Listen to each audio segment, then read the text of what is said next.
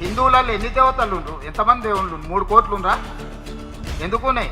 పెళ్లి చేసుకోవడానికి హనుమంతుడు ఉన్నాడు, 2 పెళ్లిళ్ళు చేసుకునేటోనికి ఇంకొక ఆయన దేవుడు ఉన్నాడు, మందు తాగేటోళ్ళకి ఓ దేవుడు ఉన్నాడు, ఎల్లమ్మ, పోషమ్మ, మైసమ్మ, కళ్ళు కొయ్యాలి, కోడి కొయ్యాలి అనేటోళ్ళకు ఉండ్రు, పప్పన్నం తినేటోళ్ళకు కూడా దేవుడు ఉండు. అవునా? అన్ని రకాల దేవుళ్ళు ఉన్నారు. మన దేవుళ్లను తిట్టడం సెక్యులరిజమా? మన పండుగలపై ఆంక్షలు పెట్టడం ప్రజాస్వామ్యం? మన ఉనికిని ప్రశ్నార్థకం చేయడం ప్రజా పాలన? గుడిని కూల్చడం అంటే మన గుర్తింపుపై దెబ్బ, మన మూలాలపై దెబ్బ. ఓ హిందూ, ఒక్కసారి గుండె మీద చెయ్యేసుకుని ఆలోచించు. मुसलमान का मतलब कांग्रेस, कांग्रेस का मतलब मुसलमान. आज कांग्रेस की ताकत, तेलंगाना सरकार की ताकत हमारे मुसलमान भाई बहनों. మన పండుగ వస్తే ఆంక్షల సంఖ్యలు, వాళ్ళ పండుగ వస్తే తోఫాలు. ఇదెక్కడి న్యాయం?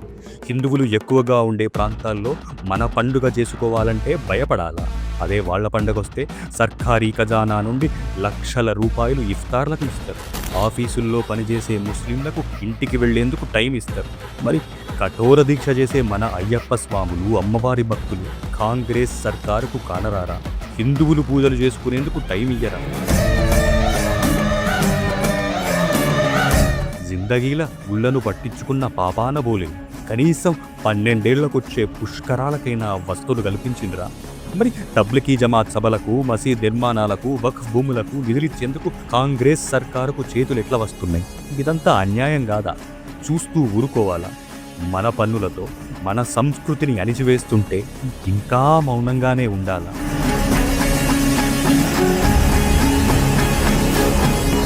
రైతన్న పట్టా భూముల్ని, ఆలయాల మన్యం భూములను కాంగ్రెస్ అండ చూసుకొని వక్ఫ్ బోర్డు గుంజుకుంటుంది.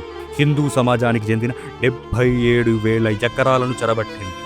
20,000 హిందూ కుటుంబాల నోటికాడ కూడు లాక్కుని వారిని రోడ్డున పడేస్తుంటే ఈ ప్రభుత్వం గుడ్డిదైపోయిందా?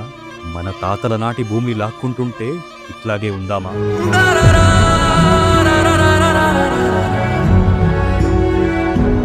హైడ్రా బుల్డోజర్లు హిందువులపై దౌర్జన్యం కోసమేనా?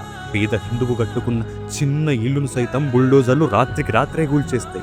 కళ్ళీళ్లు పెట్టుకున్నా కనికరించరు, కాళ్లపై పడ్డా లెక్క చేయరు. కానీ ఏకంగా చెరువులోనే ఎంఐఎం అధినేతకు చెందిన ఫాతిమా కాలేజీ నిర్మాణం ఉంటే అటువైపు ఓయేందుకు కూడా జంకుతారు. దానికి మానవతా దృక్పథం అంటూ కథలందుతారు. కాంగ్రెస్ నాయకులకు, ఓవైసీలకు చట్టాలు వర్తించవా? ఈ అన్యాయాన్ని ఇంకా చూస్తూ ఊరుకుందామా? గత 18 నెలల్లో 15 హిందూ దేవాలయాలపై దాడులు జరిగినాయి. ముత్యాలమ్మ తల్లి విగ్రహాన్ని ధ్వంసం చేసింది. సఫిల్గూడ, చెంగిచెర్ల, పురాణాపూల్, శంషాబాద్ ఇట్లా ఒకటా రెండా కళ్ళ ముందే మన దేవుళ్లను అవమానిస్తుంటే, విగ్రహాలు పగలగొడుతుంటే ఈ చాతగాని ప్రభుత్వం ఏం చేస్తుంది? అదే ముస్లింలకు చిన్న గీత పడితే రాష్ట్రం తగలబడిపోయేది కాదా?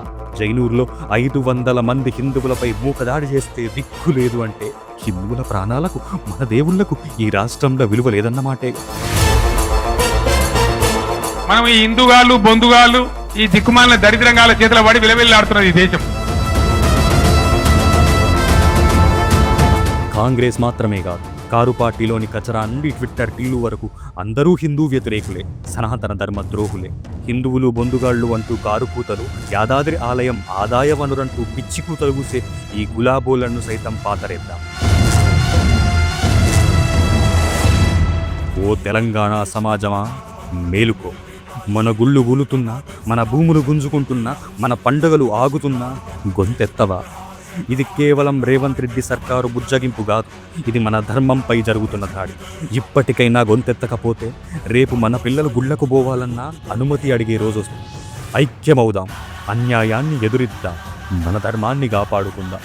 హిందువంటే తల వంచి మొక్కేవాడు మాత్రమే కాదు, ధర్మం కోసం తల తెగినా ఎదురు నిలిచే వీరభద్రుడు అని ఈ కాంగ్రెస్ మరకలకు గుర్తు చేద్దాం. Save Telangana, vote for BJP.